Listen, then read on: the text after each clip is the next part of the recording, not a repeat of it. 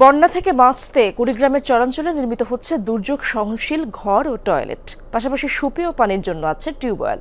স্থানীয় প্রশাসন জানিয়েছে আগামীতে এই উদ্যোগে শরিক হতে পারে সরকারও। প্রতি বছরই ভাঙে ব্রহ্মপুত্র আর ডোবে কুড়িগ্রামের মানুষের ঘরবাড়ি।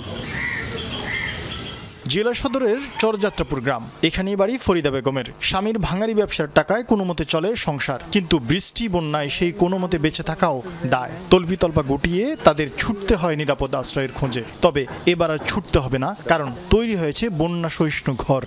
বন্যা আমাদের পানি উঠছে, বাড়ির মধ্যে বাইরে থাকবে, বাড়ি নাই, রান্না বান্না কষ্ট হবে না, খামা দামা বাইরে থাকবো।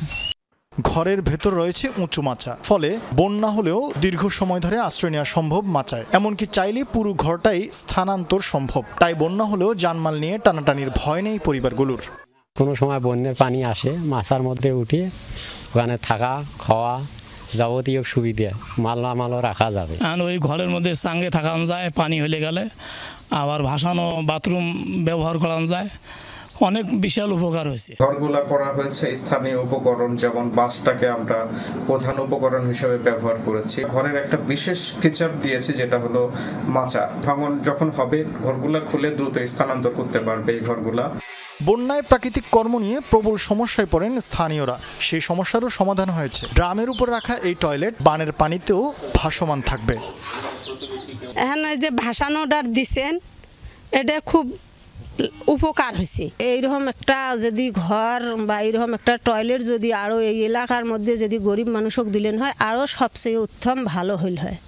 এমন উদ্যোগকে স্বাগত জানিয়েছেন ত্রাণ ও পুনর্বাসন বিষয়ক কর্মকর্তা। জানালেন ভবিষ্যতে এই উদ্যোগে শরিক হতে পারে সরকারও।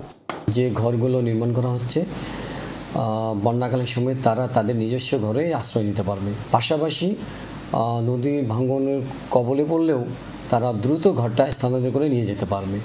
ঘর, টয়লেট ও টিউবওয়েল নির্মাণে প্রতি পরিবারের জন্য খরচ হয়েছে 1.5 লাখ টাকারও বেশি। উপকার ভোগ করছেন অন্তত 45 পরিবার। শরীফ ফারুকি, যমুনা নিউজ।